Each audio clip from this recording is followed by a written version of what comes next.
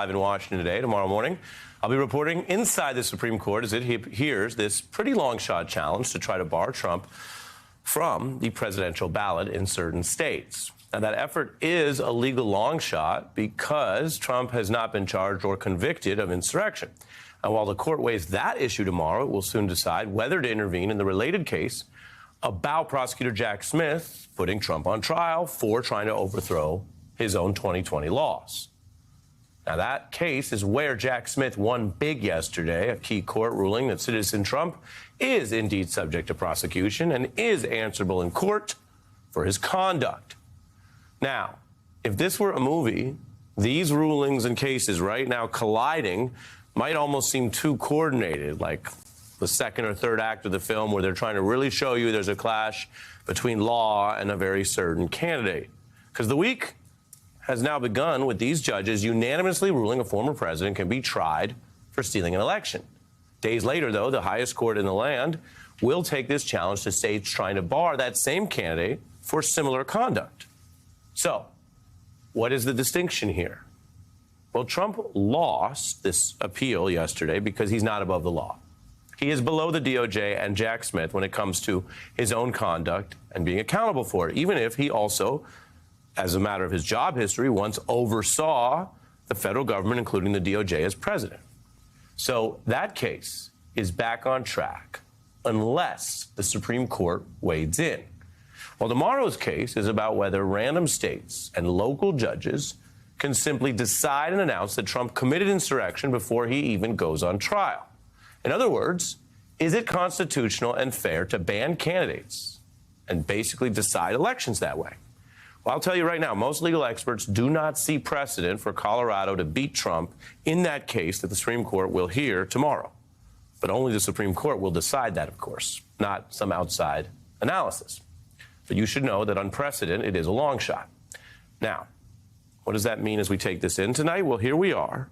It is a long 9 months before this election day, and yet the Supreme Court is smack in the middle of these big election decisions as the dust settles from yesterday's blow to Trump. Some court experts see that new ruling as the kind that the Supreme Court could simply let stand, especially because Trump's appeal rests on pretty extreme arguments that these judges yesterday cast as a road to a total collapse of our system and the separated powers in the Constitution.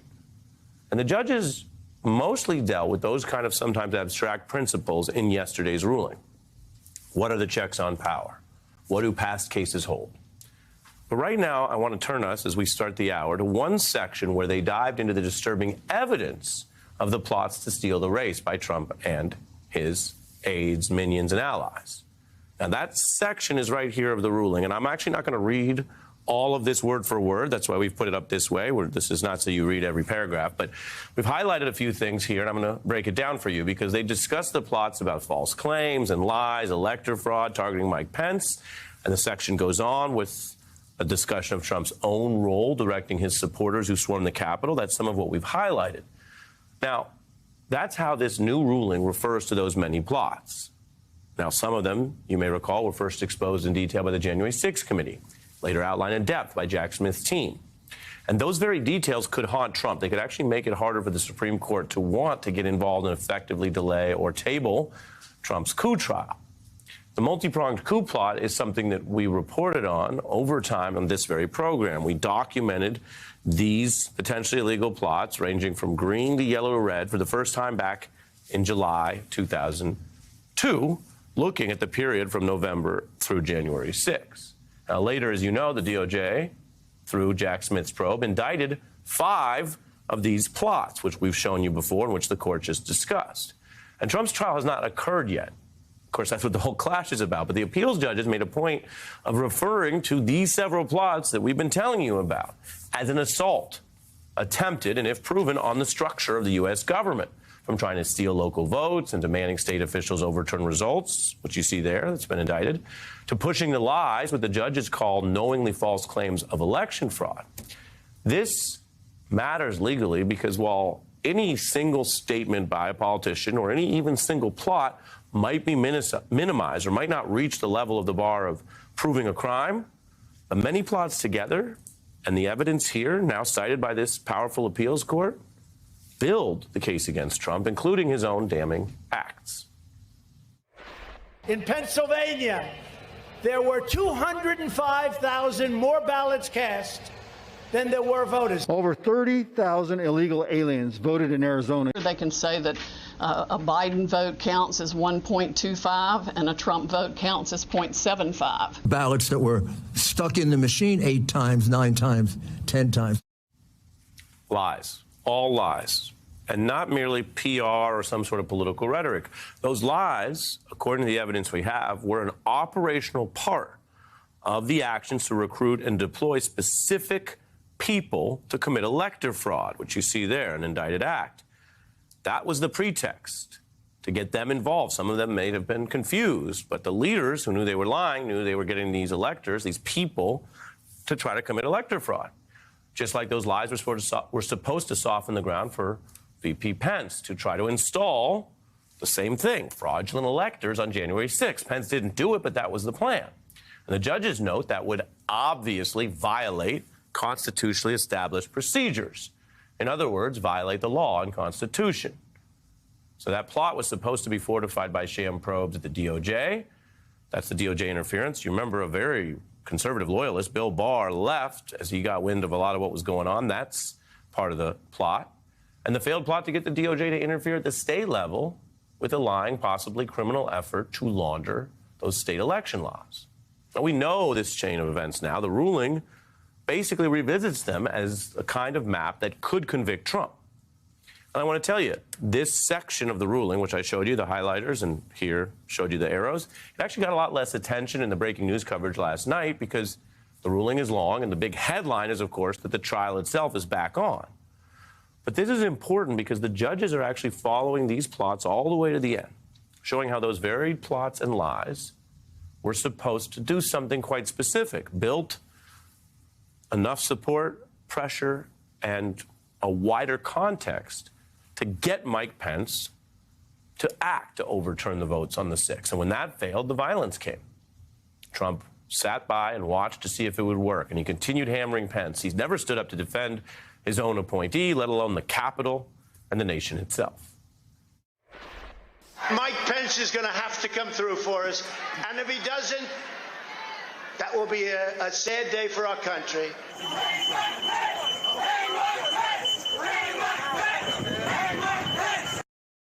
It was a very sad day, but not the way Trump meant it. You see Mike Pence fleeing from the supposed supporters of the Trump-Pence ticket who decided and took very concrete actions to try to get him murdered, assassinated, killed. How did they plan to do it? We know the Secret Service, from the calls that were used in the investigation, viewed it very seriously. They thought there would be a conflict. They thought they might have to use weapons. They thought they didn't have the numbers on their side, that they would be overwhelmed, and that basically the sabotaging of January 6th, which you see in the arrow here, might include, in a very credible way, the killing of the vice president. Now, the judges ruled there's a valid foundation to trying Trump for those things, including the sabotage of January 6th. And that day can only be understood legally as part of this longer criminal plot. In the final part of this section that I'm telling you about, which we really didn't get into last night, the judges here, in their unanimous decision saying Trump can be held accountable, write about how it all ended, how the Trump supporters, by the thousands, swarmed the Capitol, causing violence and chaos. Now, this is an important set of evidence here that is different from the more broad conceptual question of, can you try a sitting or former president? And we have the answer to this. Historically, we know the Justice Department has said, no, you cannot try a sitting president. And yes, you can, and indeed, legally, you might be in a situation where you must try a former president. That's what Nixon was worried about and why he accepted the pardon, as I mentioned in our coverage last night. That's a conceptual question. What we're seeing here in this breakdown that I shared with you and that I'm about to discuss with our experts is the physical question, the evidence in the case. These judges didn't need to get into all of that detail. They certainly can rule just on precedent and law and the structure of the government. They mention it for a reason in this ruling that is unanimous, including a Republican appointee, in which the Supreme Court can either leave as is or take to slow down or intervene. They mention it because after all this time and all these questions about delay and process and who's going to be held to account, there are some stubborn facts.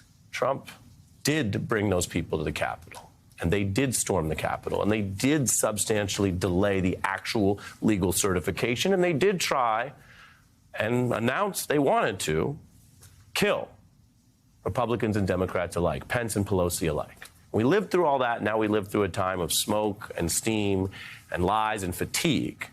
But that was in this ruling for a reason. Relinquish what remains of the Allspark. So who is the insect? You? What? Who's the insect? Protect you. They will defeat it on our world, and we will defeat them here. This was just a diversion. Security teams bring up. Rabbit, she's already inside. Deeds! Give me an update on that reserve. Boss readiness. What was his name? What was it? Evac, sir. Right, evac.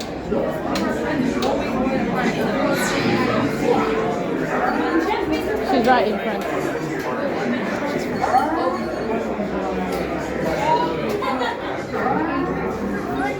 We are facing a heavy, sustained attack.